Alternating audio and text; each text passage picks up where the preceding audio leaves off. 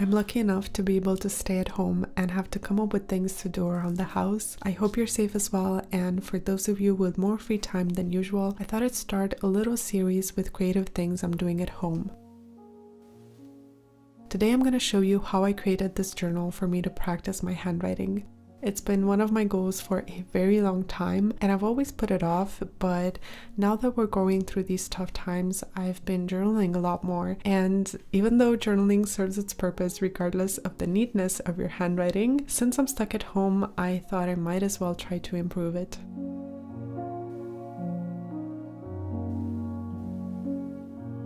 There are already great tutorials out there that teach you how to improve your handwriting in a very technical sense, and I'm actually going to link some in the description, but I wanted something a little more casual, I guess, just to have something relatively productive to focus on. You can find pre-made practice sheets online that you can print out and use straight away. It's certainly quicker and easier and you'll get the same results, but I really wanted to make a notebook dedicated to this because it'll keep me more motivated to use it.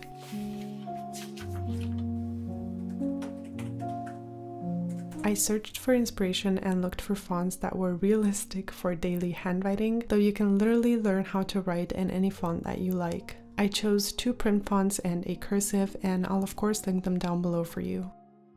After downloading the fonts, I created a document with all the letters and arranged them in such a way that I could cut them out and use the sections on different pages in my journal. I also wrote some pangrams, which are sentences that contain every letter of the alphabet, so they're great for practice and reference as well.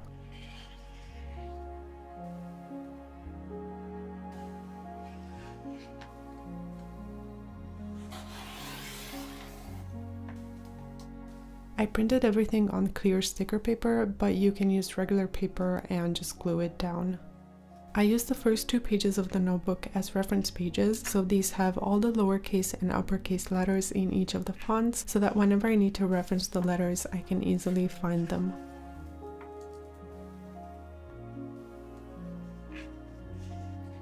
I left a couple of blank pages just in case I want to add to my font library later on, but it's always better to start off slow and learn them one by one. For the actual practice pages, I placed the vertical letters on the left side so that I can practice while being able to reference each letter, and of course I did this for all of the fonts.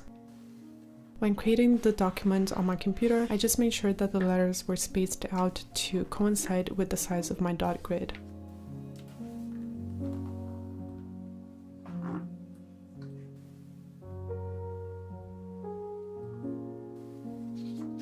Once that is done, there's some good news and some bad news. The good news is that you will improve through regular practice, but the bad news is that you will only improve through regular practice. So just like when we were in primary school, I am writing the same letter over and over again. But the key is to go very slowly. Stop after each letter, compare it to the reference, and see where you need to improve, whether it's the size or the proportion or just the shape of the letter. You don't necessarily have to copy it exactly, just decide on the shape you like best so that when you're writing you can stay consistent and you won't have, for example, 2 F's that look different from each other. None of us were born knowing how to write neatly. It's something that you have to do repeatedly in order for it to become muscle memory, and this holds true for any skill, so don't be discouraged if you have handwriting envy or if it looks easy for someone else. It just means that if you put in the work, you will see results.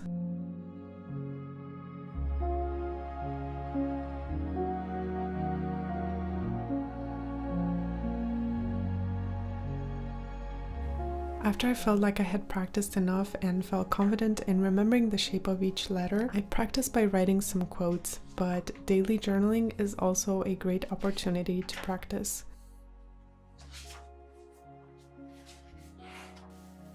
During this process, you want to make sure that you enjoy it and that you're patient with yourself, because it takes some time for your muscle memory to be replaced by something else. And so you might find that you'll fall into some of your quote-unquote bad habits, or just habits that you're trying to replace, but everything will come more naturally the more you do it. And if you forget how to make a certain letter, you can always go back to the reference pages.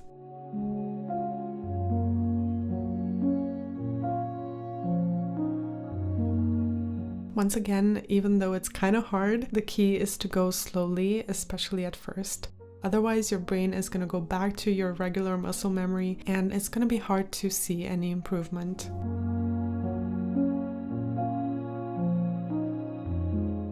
So anyways, just have patience and you'll be able to enjoy your progress once you get to compare your old handwriting to the improved one.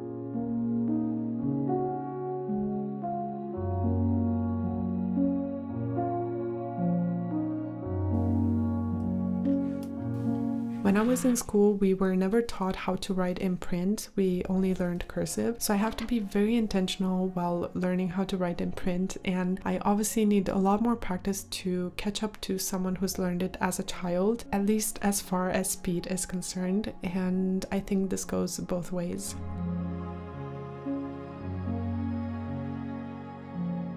Without getting too technical, I do have some final tips.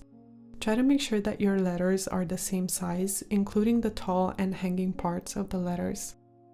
The spacing between the words should be consistent, as well as the slanting of your writing. You should also try to experiment with different writing supplies to find the one that you like best, and maybe also play around with your pen grip and see what gives you the best results. Regardless of how you decide to spend your free time during this period, if you take away anything from this video, I hope it's that you should be brave enough to be bad at something new.